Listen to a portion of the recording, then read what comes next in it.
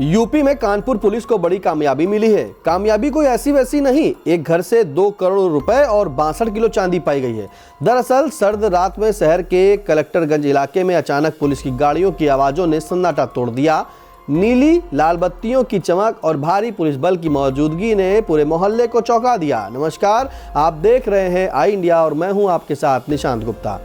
किसी को अंदाजा भी नहीं था कि एक साधारण सा दिखने वाला मकान शहर के सबसे बड़े हवाला और सट्टा नेटवर्क का अड्डा बन चुका है।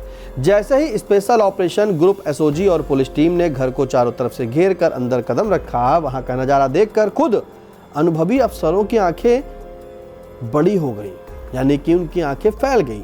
कमरे के भीतर कार्टन पर कार्टन रखे थे, मानो कोई गोदाम हो, लेकिन उनमें कपड़े या सामान नहीं बल्कि नोटों की गड्डियां भरी थी। 500 रुपए के नोटों से भरे पैकेट, इतनी तादाद में कि गिनती करना भी चुनौती बन गया। पुलिस कर्मियों ने जब गिनती शुरू की तो जल्द ही उनके हाथ थक गए और पसीना छूटने लगा। आखिरकार नोट गिनने की मशीन मंगानी पड़ी। करीब 4 घंटे तक लगातार मशीन चलती रही और हर बीतते मिनट के साथ रकम भी बढ़ती चली गई। आखिरकार जो आंकड़ा सामने आया उसने सबको हैरान कर दिया। पूरे 2 करोड़ रुपए नगद। इतना ही नहीं, एक कोने में रखी बोरियों और बैग से 62 किलो चांदी भी बरामद हुई है। जी हाँ, 62 किलो चांदी की इतनी बड़ी मात्रा देखकर साफ हो गया कि यह कोई छोटा मोटा कारोबार नहीं बल्कि एक संगठित और बड़े स्तर का अवैध नेटवर्क है। पुलिस ने जब आरोपियों से इस संपत्ति का स्रोत पूछा तो वे संतोषजनक जवाब देने में नाकाम रहे। उनके चेहरे पर घबराहट बता रही थी कि मामला बेहद गहरा है। जांच के दौरान pen drive, modem, computer, laptop जैसे कई इलेक्ट्रॉनिक उपकरण भी मिले, जिनसे अंदेशा है कि इंटरनेशनल सट्टा और हवाला नेटवर्क का संचालन यहीं से किया जा रहा था। डिजिटल माध्यमों से पैसों का लेन देन, विदेशी करेंसी और देश के अलग अलग शहरों से जुड़े तार इस पूरे रैकेट को और एक रहस्यमय बना रहे थे।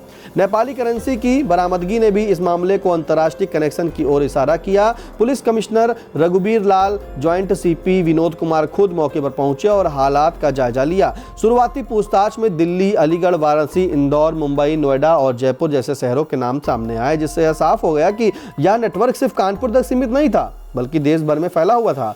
5 आरोपियों को हिरासत में लिया गया है जो आपस में दोस्त बताए जा रहे हैं, लेकिन उनकी गतिविधियां किसी बड़े संगठित गिरोह की कहानी बयां कर रही हैं।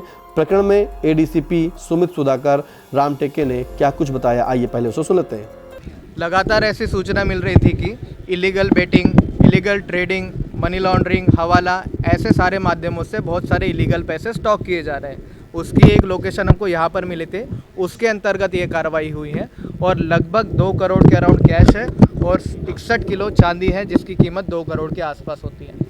और इसमें हमने अभी तक 5 लोगों को गिरफ्तार किया गया है और कार्रवाई और आगे चल रही है।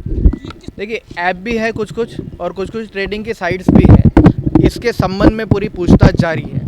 अभी रिकवरी जितनी हुई है उसके बारे में हम आपको बता पा रहे हैं और जैसे पूछताछ आगे हो जाएगी आगे भी। अभी टोटल 5 लोग हैं। अभी मकान, ये सारी चीज़ें वही पूछताछ में जारी हैं। अभी तो जस्ट रिकवरी हुई है, बाकी सारी चीज़ें आपको डिटेल में बता दें। बहरहाल यह छापेमारी सिर्फ एक घर से नकदी और चांदी बरामद करने की कार्रवाई नहीं बल्कि शहर में पनप रहे काले धन, अवैध सट्टेबाजी और हवाला कारोबार पर बड़ा प्रहार है। इस घटना ने साबित कर दिया कि अपराधी चाहे कितनी भी चालाकी क्यों न बरते, कानून की नजरों से बच पाना आसान नहीं। कानपुर की यह कार्रवाई ये पूरे प्रदेश में चर्चा का विषय बन चुकी है और हर कोई जानना चाहता है कि आखिर इस काले कारोबार के पीछे कौन कौन से बड़े चेहरे छिपे हैं। आपके लिए खबर लिखी थी हमारे संवाददाता अविनाश चंद्र मिश्रा ने और कैमरे के पीछे हैं सिद्धांत पांडे।